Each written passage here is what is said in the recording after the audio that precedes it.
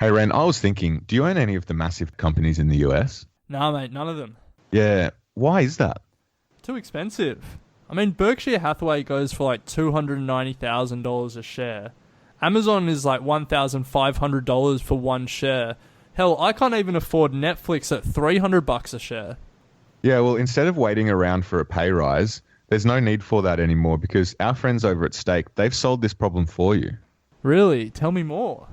So Stake is the simplest way to trade US shares. It's a new Australian company that's just started up, and they give you access to over 3,000 stocks and ETFs over in the US, and they offer you $0 brokerage. You can also buy partial shares, meaning, Ren, that you can finally buy $100 worth of Amazon if you really want to. And you know what the best part is? What's the best part?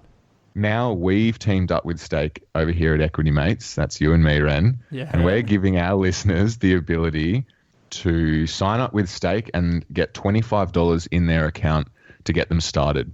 So if they head to equitymates.com/stake, STAKE, sign up and fund their account, Stake's going to swing them $25 into their trading account to get them on their way. So that's free brokerage, the ability to buy partial shares, so you don't have to spend $1,500 on an Amazon share. You can buy $100 worth if you really wanted to, and $25 to get you going. Mate, you're almost halfway there to a Berkshire Hathaway. Berkshire Hathaway. Mate, with that free $25, I could get 0.01% of a Berkshire share for free. I mean, it's a win-win situation, really. You know what? I reckon if I held that 0.01% of a Berkshire share for like 80 years, I'd be set for life. I'd retire in luxury. Well, get started. Yeah, I'm going to right now.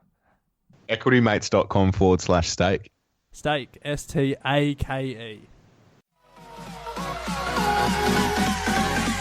Equity Mates. I will say this about investing. Everything you do learn is cumulative. What I learned at 20 is useful.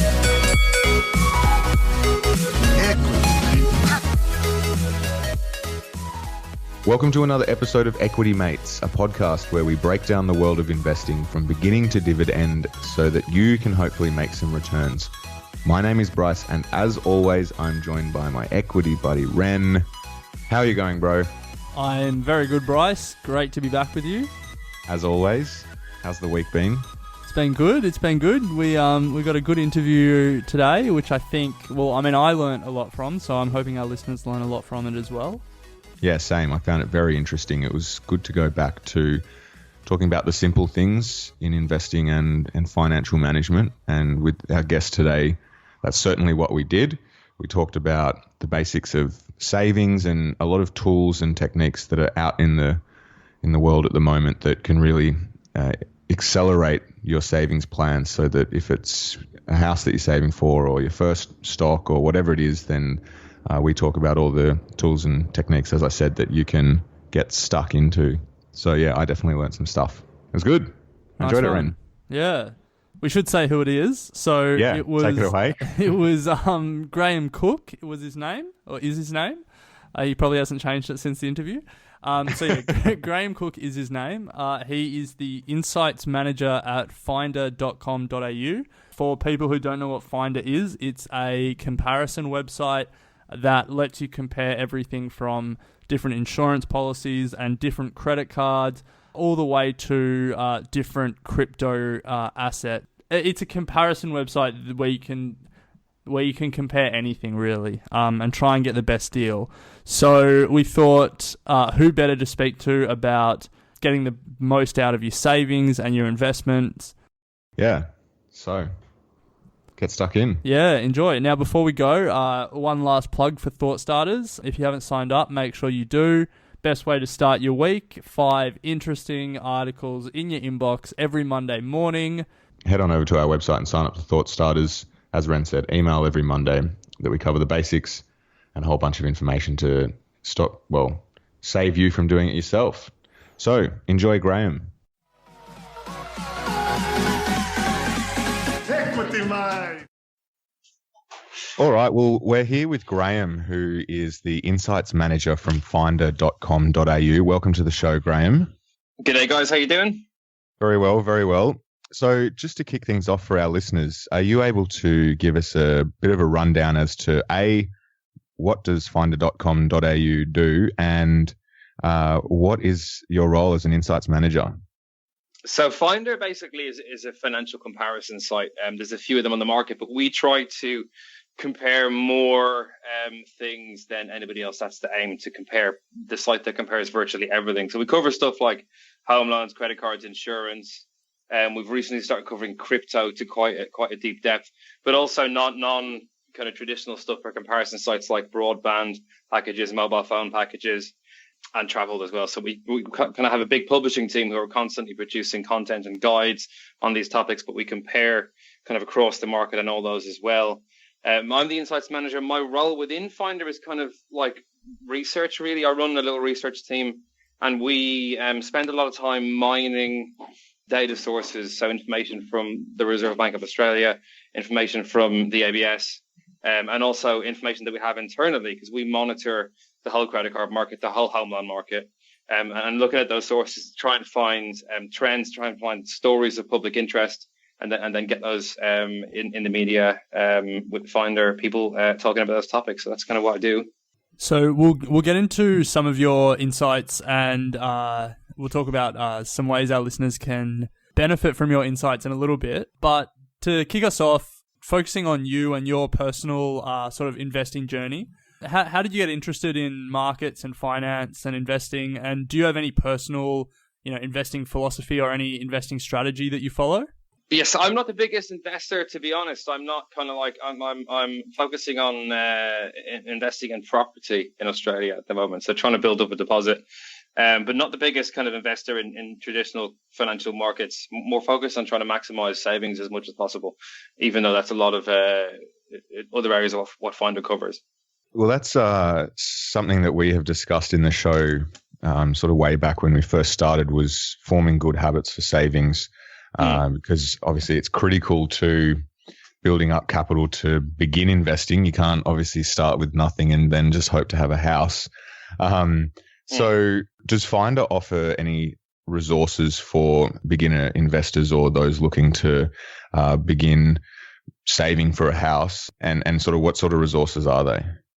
So guides is kind of the main resource that we produce, covering a huge range of financial topics. But from the investment angle, we produce some share trading guides and list a bunch of different share trading platforms on the site.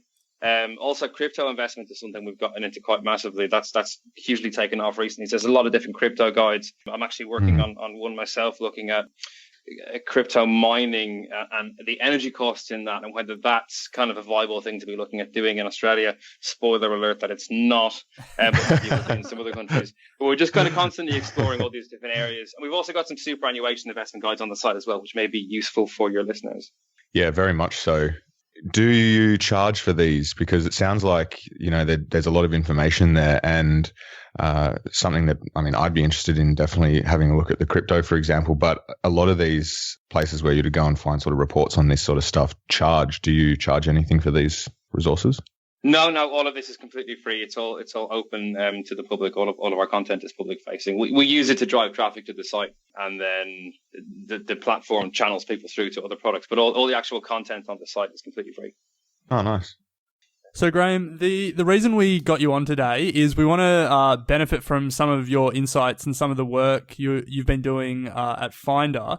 And so we want to talk about some ways that we can grow our savings and some sort of new investment technology and new investment opportunities that are out there. So Let's start with savings. You said before that you're saving for a house, and that's your focus at the moment. So very high level, what are the main things that our listeners need to keep in mind when they're thinking about saving, for a deposit or for that first investment? And what are the big influences on how well they can save?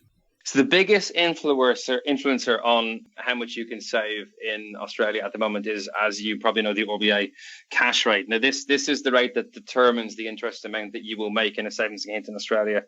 And it usually goes up and down. There's a decision on the first Tuesday of every month as to how the cash rate's going to move. And all of the savings accounts and all the home loan interest rates will move as soon as the cash rate moves. we've seen an unnaturally long period. It's been over a year and a half now of stagnation in the cash rate. So it's sat at 1.5%. It hasn't moved for over a year and a half. I think it's actually the longest period that it hasn't moved as long as records have been kept, and we just passed that this month. So it is a hugely low interest world at the moment, 1.5%. We haven't seen a stretch of interest that's this low in a long time. So for those who are trying to save through traditional methods, the options are kind of few and far between. You'll see a lot of savings accounts with the big four banks, which are offering a kind of semi-attractive rate up front, 2.5%, maybe 3% in some places, which is actually just an introductory rate for the first 3 or 4 months of having the account, and then it will drop.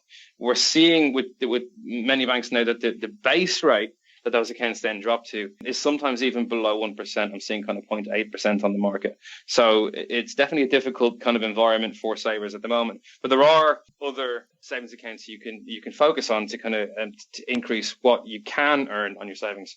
So 0.8%, I mean, that's virtually nothing.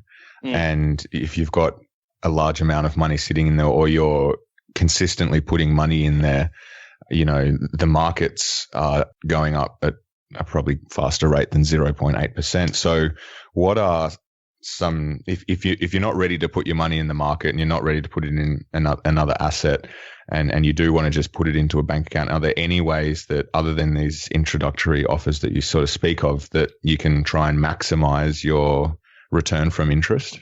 Yeah, absolutely. You need to look at accounts which will give you a bonus interest rate like you will get with those accounts I was talking about before. But rather than giving that for a temporary period of time, you'll get that interest rate as long as you fulfill certain conditions ongoing. So some of the big four banks have accounts like this. As long as you open a savings account, deposit money continuously, and don't make any withdrawals, that's the key bit, because you can't then access your savings. You can access slightly better savings interest rates. Westpac is 2.3%. Combank is around kind of 1.7 to 2.3. ANZ is 1.7. So they're kind of better rates than nothing, but it does kind of lock in your savings. But the best flexible savings accounts on the market right now are actually from the online banks.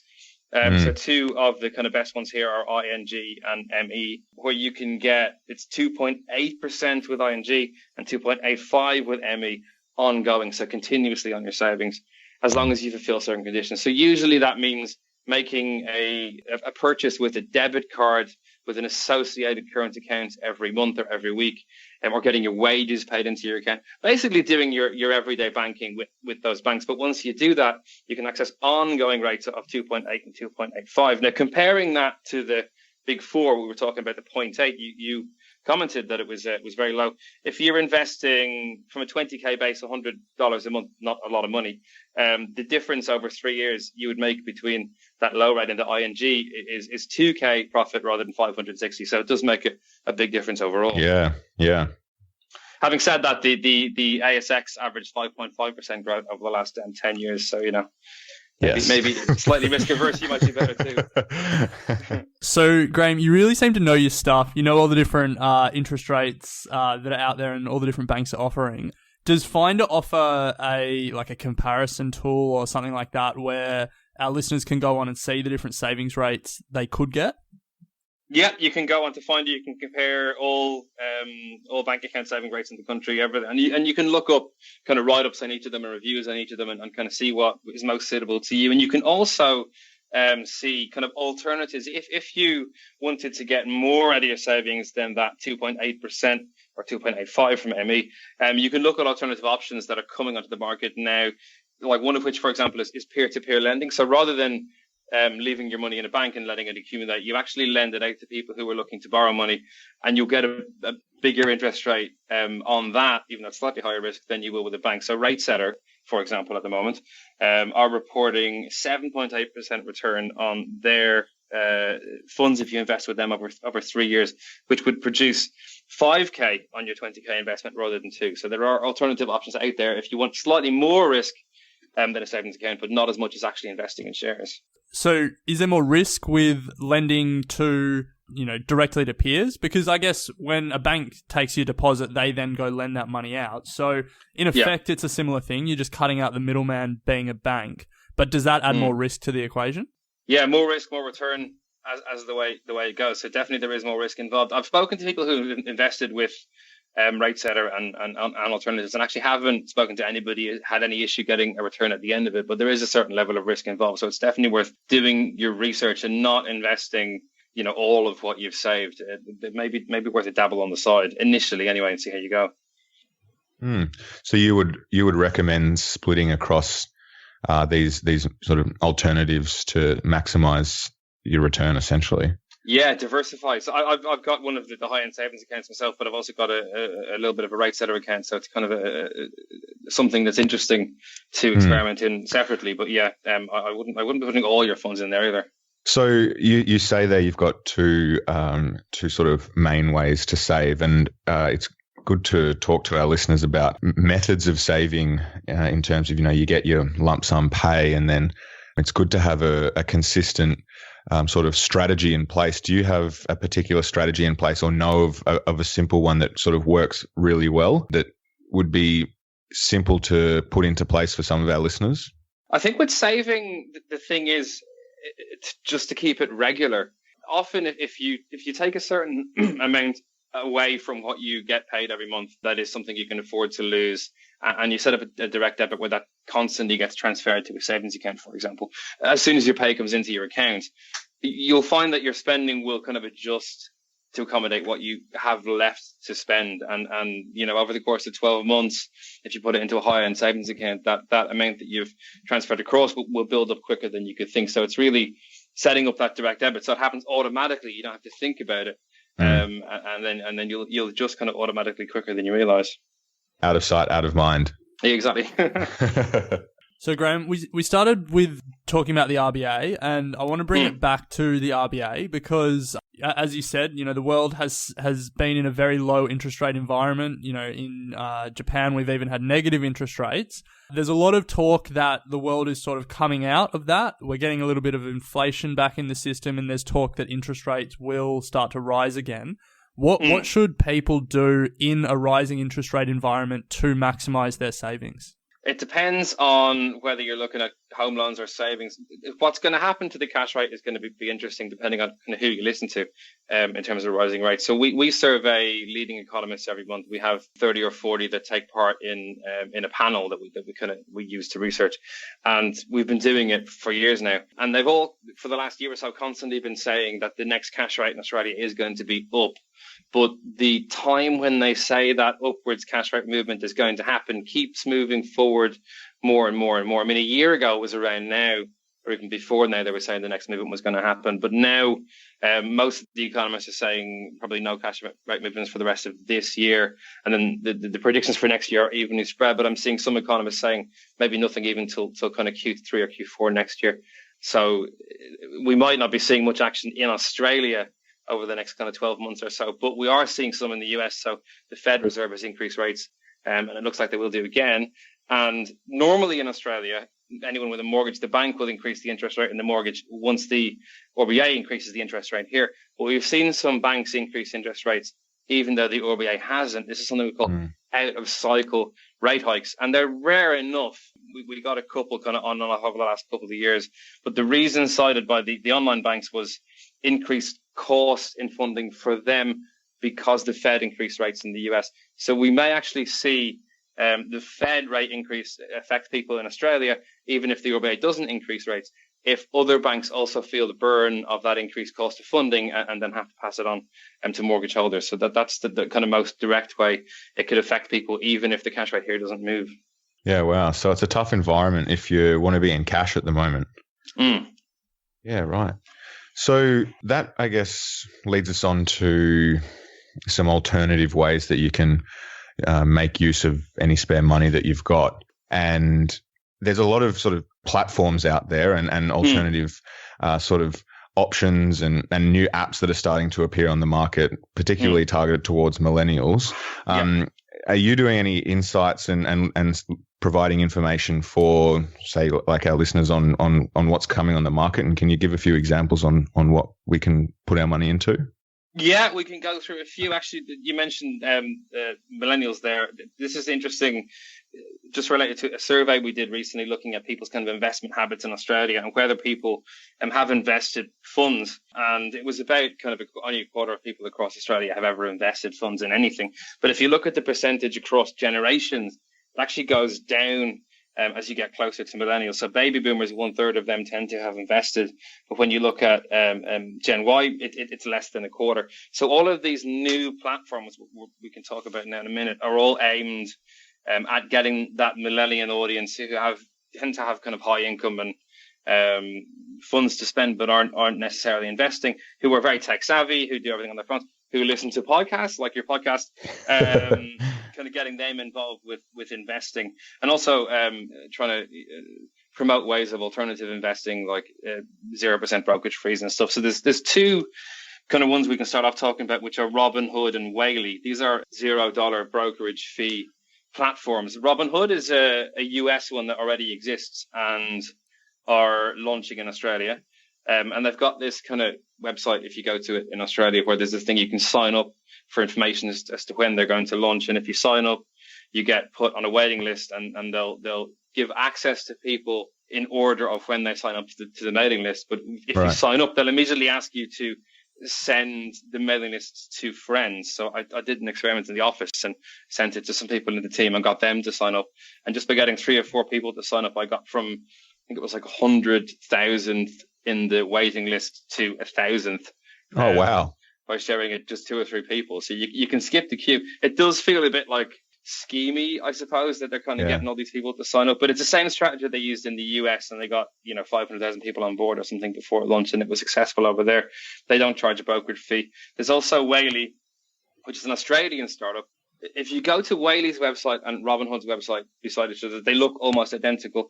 Whaley have also got a thing where you can sign up. They're not launched here yet, but they'll have $0 brokerage, and they have a very similar looking app. But they've got only 1,000 people in total, or maybe 1,300 in their mailing list. So they're very much playing catch up. So both of these, $0 on trading. The way they do make money is by charging a percentage of what's in your account, though. So you don't get nothing for free in this world. Whaley charges 0.5% on your total account balance, and Robinhood has a kind of flexible fee depending on the funds that you have in your account and the buying power that you have in your account, going from 0.3 to 0.6. So these two are definitely kind of interesting options which enable you to invest on your phone, and they are cheaper than paying a certain percentage per trade.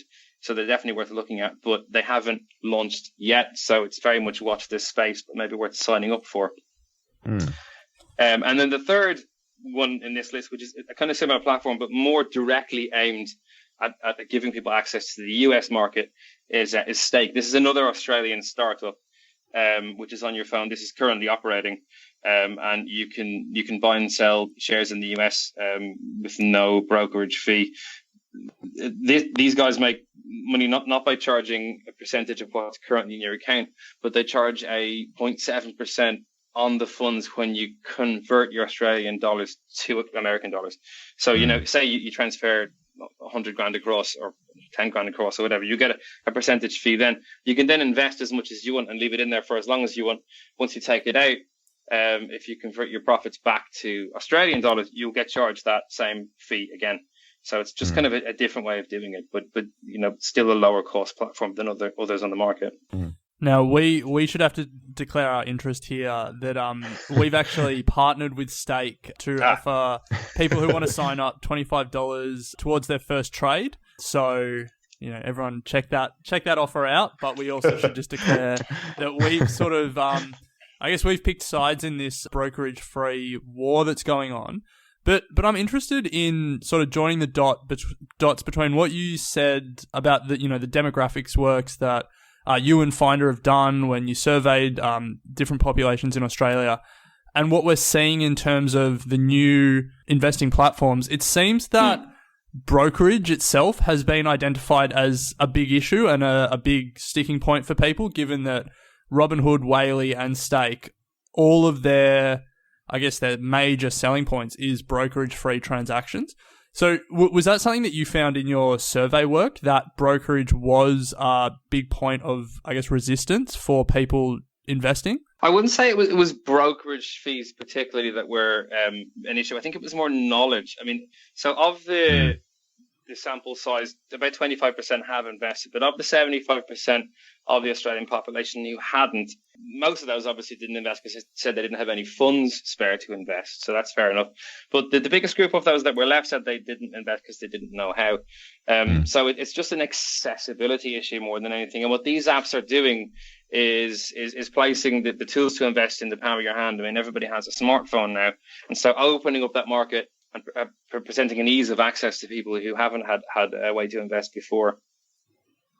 I have been thinking about this for a while, and this is something that I haven't even discussed with you, Ren, and I'd probably like both of your opinions on this, but I definitely agree with that in that these apps are making it much more accessible to buy, but in doing so as well, some of them make it so easy to just buy, say, for example, the company that be it Apple or Facebook, with the click of a button, that there's no actual investing research or fundamental or any idea about what you're actually doing that goes into that purchase. And so, I mean, long term, the ramifications of doing that could be quite dangerous. So I'm just wondering if, yes, they've made it easy, but is it too easy, That's an interesting one. I mean, I don't know which of us you wanted to answer, but that's an interesting one, giving people access without them needing necessarily to kind of build up the knowledge.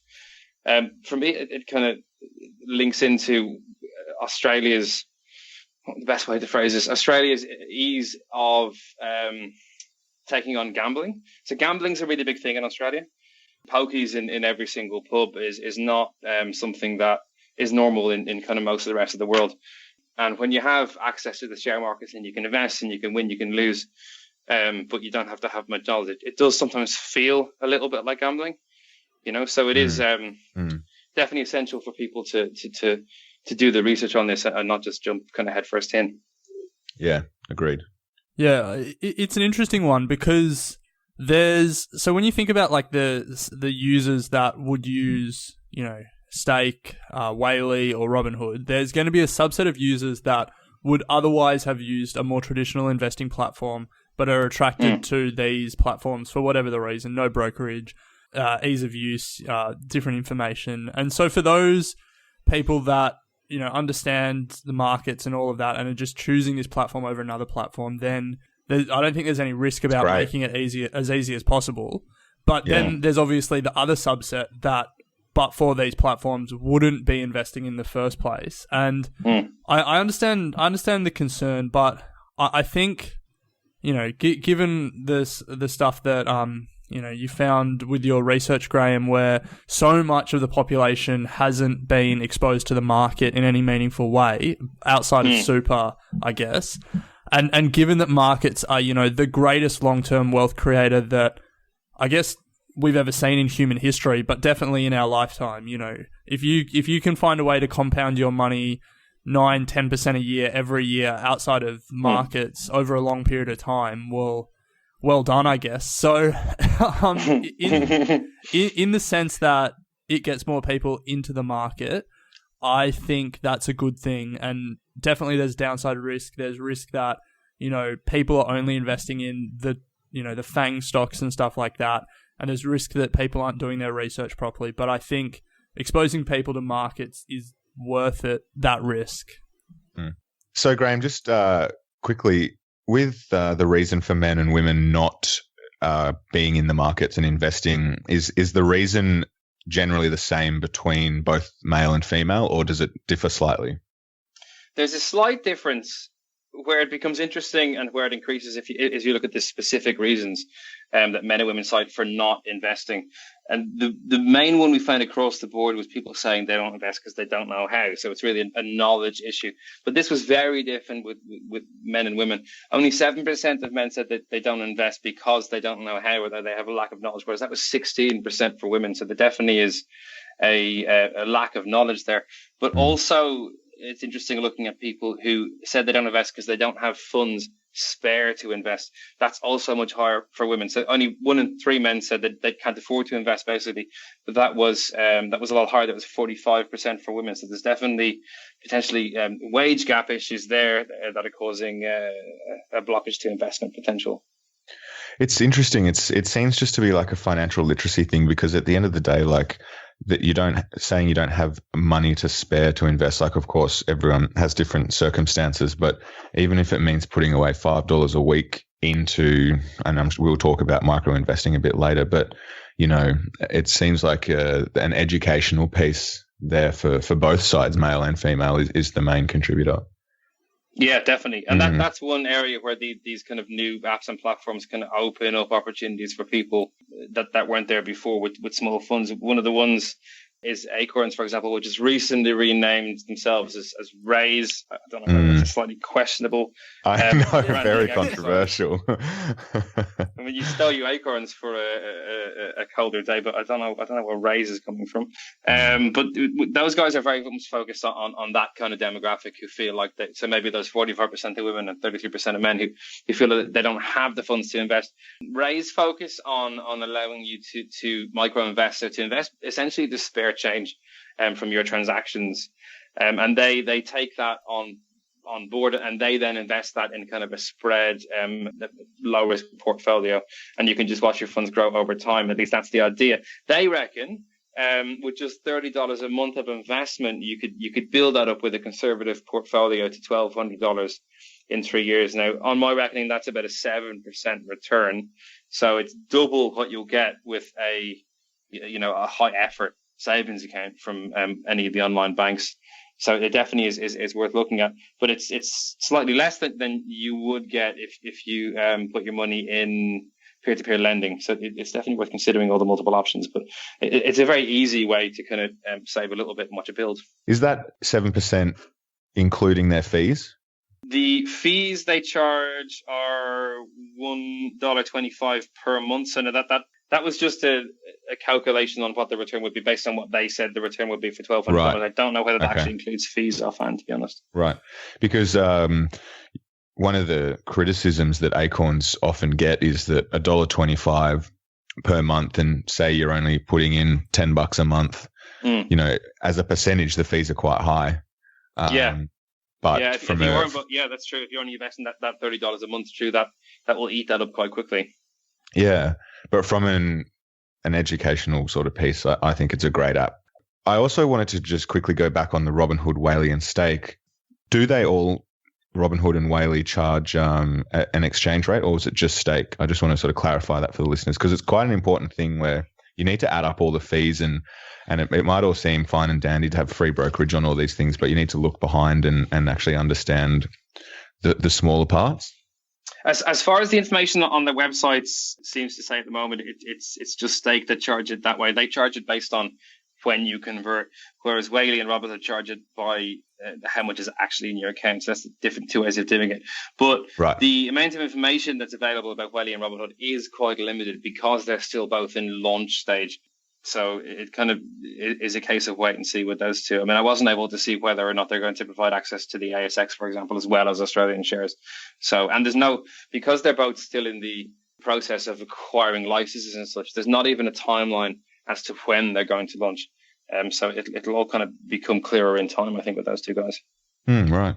Yeah, so we've spoken about the three apps that offer free brokerage. We've just touched on micro investing with Acorns, well now Raise. Mm-hmm. One other one that has sort of sprung up in Australia that is doing some interesting things is, I guess you would call it like fractional property ownership, I guess. There's probably an easier way to say it, but the app BrickX. So can you tell us a little bit about that? And have you guys, do you have any thoughts on it, or have you done any research on it at Finder?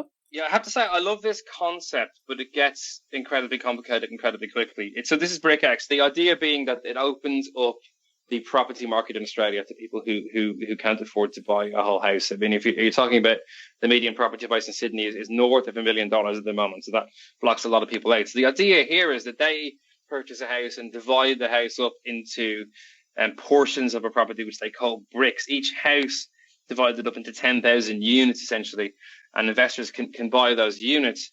And then watch that investment value grow over time. You can sell the individual bricks later. You can also make rental income off those bricks. And there's a 1.75% transaction fee whenever you buy and sell.